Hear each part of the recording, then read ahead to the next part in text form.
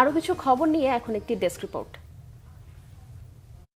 রাষ্ট্রের চালিকা শক্তি হোক ৩১ দফা, এই শিরোনামে এক মতবিনিময় সভা হয়েছে রাজধানীতে। শনিবার সকালে শহীদ জিয়ার ১৯ দফা বাস্তবায়ন পরিষদ এর আয়োজন করে। অধ্যাপক ডক্টর মোহাম্মদ খলিলুর রহমানের সভাপতিত্বে এতে উপস্থিত ছিলেন বিএনপি চেয়ারপারসনের উপদেষ্টা সৈয়দ আলমগীর, বিএনপির নির্বাহী কমিটির সদস্য গিয়াস আহমেদ ও জাতীয় প্রেস ক্লাবের সাবেক সাধারণ সম্পাদক ইলিয়াস খান সহ গণ্যমান্যরা।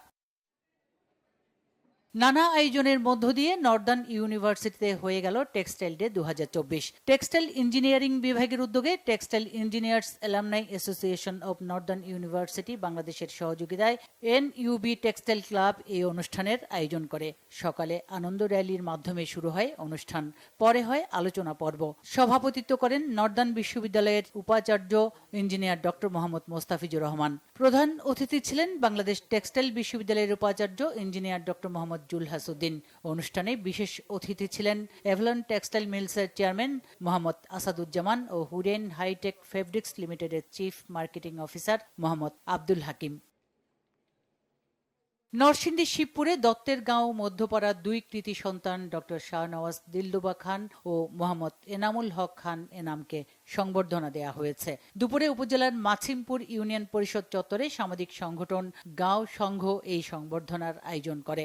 নরসিংদীর জজ কোর্টের প্রবীণ আইনজীবী এম এ হান্নান ভূঁইয়ার সভাপতিত্বে অনুষ্ঠানে প্রধান অতিথি ছিলেন উপজেলা বিএনপির সভাপতি আবুল হারিস টিকাবদার। এছাড়া আরও গণ্যমান্য ব্যক্তিরা উপস্থিত ছিলেন। অতিথিরা কারিগরি ও মাদ্রাসা শিক্ষা অধিদপ্তরের মহাপরিচালক ডক্টর শাহনওয়াজ দিলরুবা খান ও ঢাকা জেলা ও দায়রা জজ আদালতের এডিশনাল পিপি বাংলাদেশ সুপ্রিম কোর্টের আইনজীবী মোহাম্মদ এনামুল হক খান এনামকে সংবর্ধনা দেন। রাজধানীতে আমেরিকান ইন্টারন্যাশনাল ইউনিভার্সিটি এআইইউবিতে দিনব্যাপী জব ফেয়ার ২০২৪ অনুষ্ঠান হয়েছে। উদ্বোধন করেন বিশ্ববিদ্যালয়ের ট্রাস্টি বোর্ডের প্রতিষ্ঠাতা সদস্য ও চেয়ারম্যান মিসেস নাদিয়া আনোয়ার। এবারের জব ফেয়ারে দেশের ১০০টির বেশি বহুজাতিক ও দেশি বিদেশি প্রতিষ্ঠান অংশ নেয়। ব্যাংক, আর্থিক সেবা প্রতিষ্ঠান, অটোমোবাইল কোম্পানি, ওষুধ প্রস্তুতকারী প্রতিষ্ঠান, টেলিকম তথ্য প্রযুক্তি সেবা দানকারী প্রতিষ্ঠান, হাসপাতাল, হোটেল, রিয়েল এস্টেট সহ বিভিন্ন খাতের প্রতিষ্ঠান জব ফেয়ারে অংশ নেয়। এছাড়া এআইইউবির এলামনাই সদস্যরা অংশ নেন। জব ফেয়ারে অংশগ্রহণকারী প্রতিষ্ঠানগুলো চাকরি প্রার্থীদের জীবন বৃত্তান্ত গ্রহণ করেন। বিশ্ববিদ্যালয়ের ট্রাস্টি বোর্ডের প্রতিষ্ঠাতা সদস্য ও চেয়ারম্যান মিসেস নাদিয়া আনোয়ার অংশ নেওয়া প্রতিষ্ঠানের স্টলগুলো ঘুরে দেখেন। এ সময় এআইইউবির ভাইস চ্যান্সেলর অধ্যাপক doctor Saiful Islam, pro vice chancellor অধ্যাপক ডক্টর মোহাম্মদ আব্দুর রহমান এবং অন্যান্য শিক্ষক কর্মকর্তা সহ বর্তমান ও সাবেক শিক্ষার্থীরা উপস্থিত ছিলেন। রাজধানীর বাংলা মোটরে ন্যাশনাল ব্যাংকের আঞ্চলিক ব্যবসায়িক সম্মেলন হয়েছে আজ। দিনব্যাপী আয়োজিত এই সম্মেলনে প্রধান অতিথি ছিলেন ব্যাংকটির চেয়ারম্যান আব্দুল আউয়াল মিন্টু।